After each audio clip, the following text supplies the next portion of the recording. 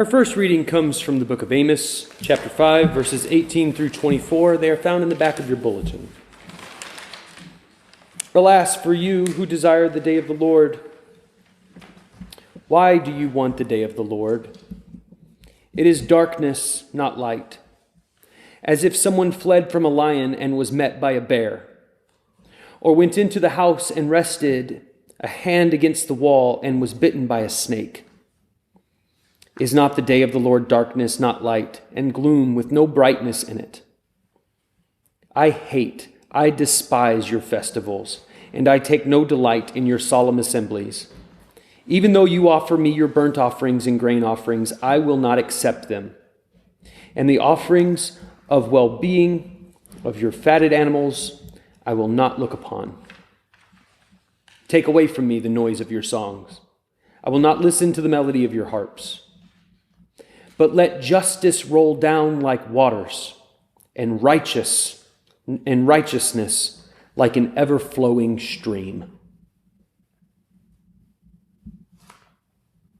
Our second reading comes from the Gospel according to St. Matthew, chapter 25, verses 1 through 13. Then the kingdom of heaven will be like this. 10 bridesmaids took their lamps and went to meet the bridegroom. 5 of them were foolish, and 5 were wise. When the foolish took their lamps, they took no oil with them. But the wise took flasks of oil with their lamps. As the bridegroom was delayed, all of them became drowsy and slept. But at midnight there was a shout, "Look, here is the bridegroom, come out to meet him." Then all those bridesmaids got up and trimmed their lamps. The foolish said to the wise, "Give us some of your oil, for our lamps are going out." But the wise replied, "No, there will not be enough for you and for us. You'd better go to the dealers and buy some yourselves." And while they went to buy it, the bridegroom came, and those who were ready went with him into the wedding banquet, and the door was shut. Later, the other bridesmaids came also, saying, "Lord, Lord, open up to us." But he replied, "Truly, I tell you, I do not know you. Keep awake, therefore, for you know neither the day nor the hour." The word of God for the people of God. Amen.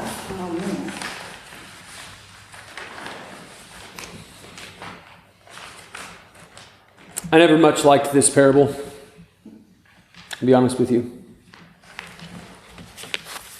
And the reading from Amos, I really love that last verse. But the verses before it are confusing and weird. There's so much to say about this parable, but I'm just going to start with the things that seem really strange to me and that are unpalatable to me personally. To be clear, I am not critiquing the gospel. I'm just telling you, it just doesn't fit nicely into the way that I personally like to see things. So first of all of them fell asleep. So we have 10 bridesmaids here. And the way that this would have been, I researched this many times and then again this week. So what we have here is we have this bridegroom, and this would have been very, very, very common to the original audience of this text, for there to be bridesmaids who would have lit the way in the processional, which often happened at nighttime. So what they were doing is the bridegroom comes, and then they either fetch the bride and go to the bridegroom, or they all go together. But either way, they need people to hold these lights, and it's a celebration. So this whole setting would have been very normal. And so we're told on the outset that we have 5 wise and 5 foolish. And this is very, very in keeping with the parables that Jesus has just told about the wise and foolish servants. And so this is a sort of trope, a format, a framework that all of them would have been very comfortable with. And we understand. We have the wise, we have the foolish. We want to be like the wise. We want to be warned about being like the foolish. But it's confusing. Because why should they expect that the bridegroom would be late? That part's not clear to me. It's also very unclear to me why they would be shopping in the middle of the night. If it's so dark. It seems that they're becoming The charge ends with, keep awake, therefore, for you know neither the day nor the hour. But even the wise fell asleep. So there's not a whole lot of point in me telling you this part, except to say, if you read this and it feels like, well, that's kind of weird, I think we're actually in good company. I think these parts of the parable would have been pretty strange to the original audience as well. I've said this before here, but A.J. LeBuhn, a friend of mine and my former professor, she used to say, if you read something in the Gospels and it sounds, or if you read a commentary on the Gospels and it makes Jesus just sound super perfect, then that's probably not the way the original audience would have read that. And if you read something in the Gospels and it makes Jesus sound dead wrong, well, then that's definitely not the way the original audience would have read that. And if you read something in the Gospels and it makes Jesus sound really weird, then that's probably really close to how the original audience would have understood that. So we're in good company here. This is a challenging parable to wrap our heads around. So there's some things I want to talk about before we dig in. First, where all of this is taking place. This is often called the eschatological parables or the eschatological text, meaning where Jesus is talking about the end of the world. It's also called the Olivet or Olivetian discourse, because that is where they are. In the chapter before, the disciples ask Jesus a question, and then we see that Jesus answers them, and it tells us that Jesus is answering them in private on the Mount of Olives. And this is really important. This would have been incredibly significant to the first readers of this text. The Mount of Olives was where the Messiah was to come. Also, ascending the mount, according to Zechariah, also ascending to the mount was always a place of wisdom. It was a place where God speaks. So here we are receiving very important wisdom. They asked Jesus two questions. Well, Jesus told them that the temple was going to be destroyed. And so they have two big questions. Number one, when is the temple going to be destroyed? And number two, how will we know when you are coming back? They're starting to understand Jesus is going to leave and come back. How will we know when you're coming back? And this is one of the parables that Jesus chooses to tell in answering them. I want to tell you that the temple fell in the year 70, Common Era. This text was written, most scholars believe, around the year 85. So readers of this text are being told Jesus predicted the fall of the temple, the destruction of the temple, which would have been apocalyptic to them. This is 15 years after that. They are living in despair. And we're met with this text. So, the kingdom of heaven will be like this. 10 bridesmaids took their lamps and went to meet the bridegroom. 5 are foolish, 5 are wise. They all fall asleep. The wise brought extra oil. The foolish did not. So they kept their lamps burning, we're to assume. When the bridegroom arrives, the foolish find that their lamps are going out or have gone out. And they ask the wise for more oil. The wise send them shopping. They miss the processional, which was their purpose for being there. And I think that, for me, is the part that stands out the most. They missed it. Their whole reason for being there, and they miss it.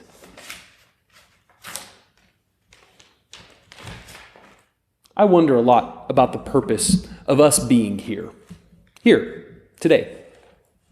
Sunday morning, sitting in church. When Parker was small, I asked her a question. I said, why do we go to church? And Parker said, oh, that's easy. I'll tell you why we go to church. We go to church to help people.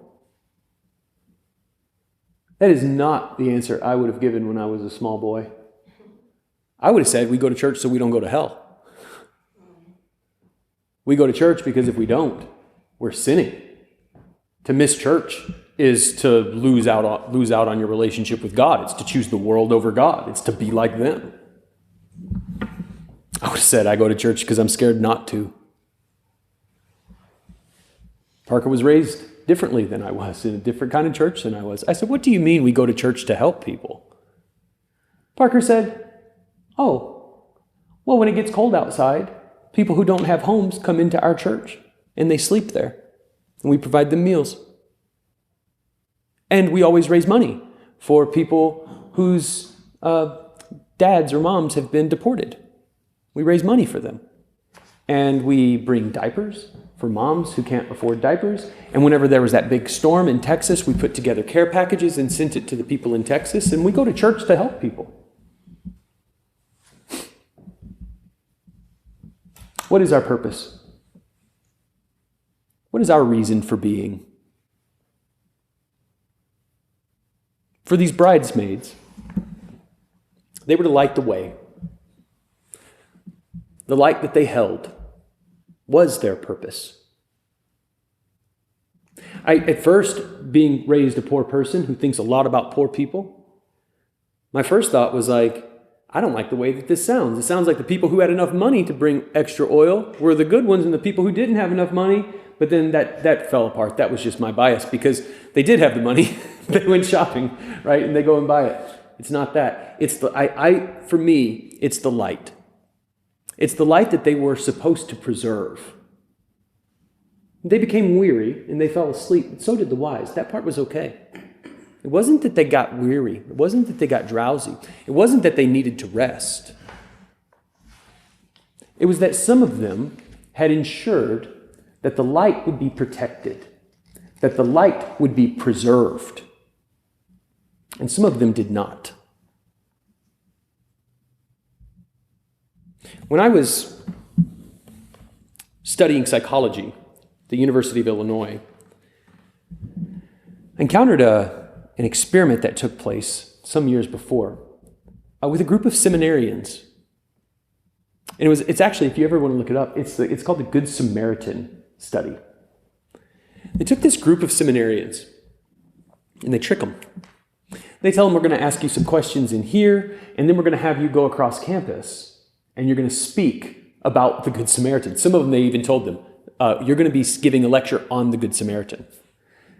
Now, there's all kinds of different double blinds in this study, and I won't bore you with the details, but it's really fascinating what they did. Some of them, they told them they were just going to give a lecture on being a seminarian. Some of them were going to give a lecture on being a Good Samaritan.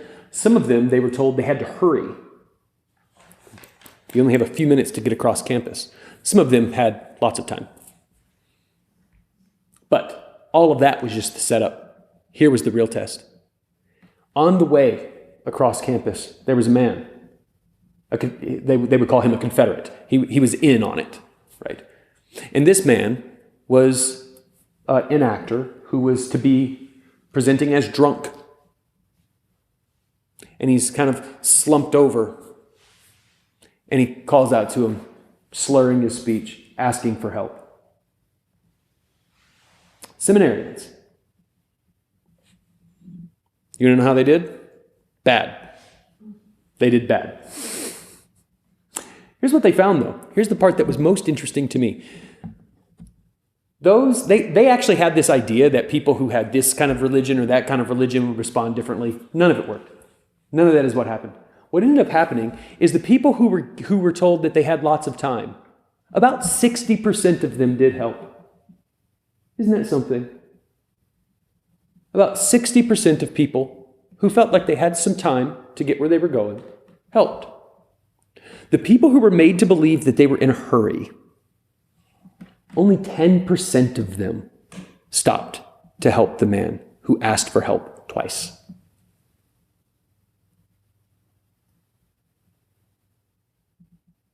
Just a researcher. It wasn't like their lives were in danger.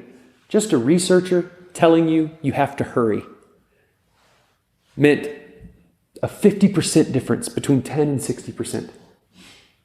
A 50% difference on who would actually stop and help. What is our purpose? What is the reason that we're here?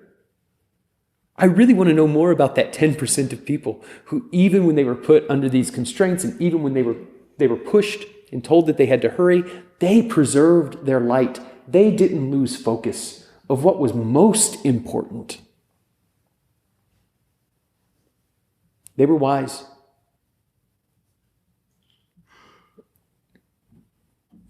I wondered about telling this next story, but I'm going to tell you. When I was in Iraq for 15 months. It was a long time. And over the course of that time, I flew in Blackhawk helicopters more times than I can put a number to. I can tell you that I stopped counting when I got to 100. It was just a huge part of my life over there, was flying in helicopters. And one day, I was told as I was headed out to the flight line for yet another trip, and every time I got on a helicopter, the risk went up, and every time that I went somewhere, where I was going was always more dangerous than the place I left. So for me, for those of you who follow the Enneagram, I'm a number 6. Very, very, very interested in being safe. Not easy to feel that way when you're in a war-torn country, combat zone.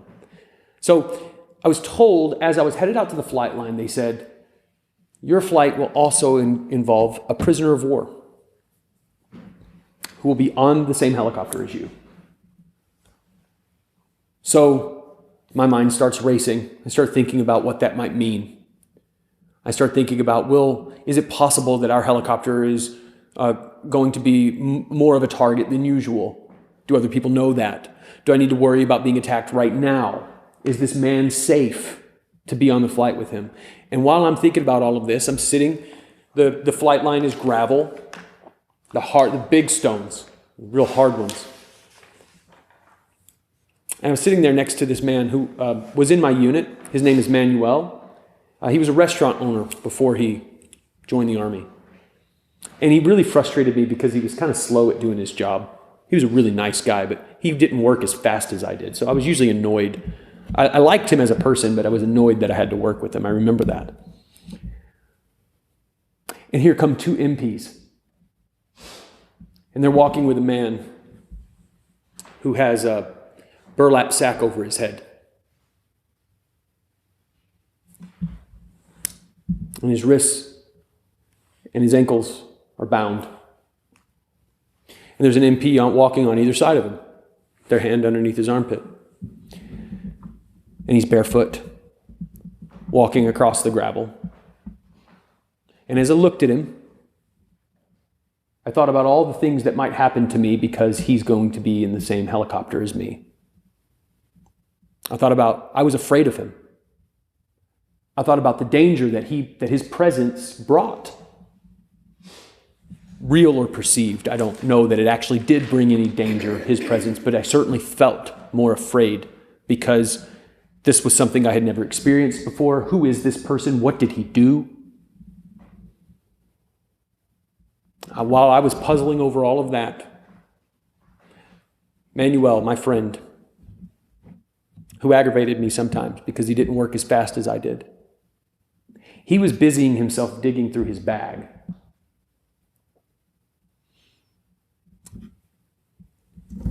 He brought out a pair of flip-flops. And he ran across the gravel. He told the MPs to stop. They're confused. They stopped. He has no authority to tell them that. And he knelt down in the gravel and he slid the flip-flops on this man's bare feet. Because while I was puzzling over how to keep myself safe, Manuel saw a human being whose feet were hurt because he was walking barefoot across stones. And he just gave him his flip-flops. He eased his burden. I didn't have any oil for my lamp in that moment.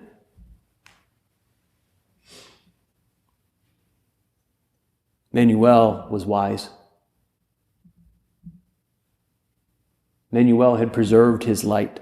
Even in a war zone, he knew who he was. He hadn't forgotten his purpose. He stayed ready.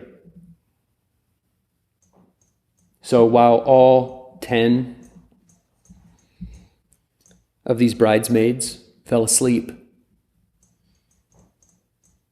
only 5 of them preserved their light. So the charge in the last verse, keep awake. I think what he's really saying is be vigilant. Don't lose sight of who you are. Don't lose sight of what you're called to be, of who you're called to be. And who is it that we're called to be? What is the light that we're preserving? I'll close by bringing us back to Amos chapter 5, verse 24. Let justice roll down like waters, and righteousness like an ever-flowing stream. May it be so.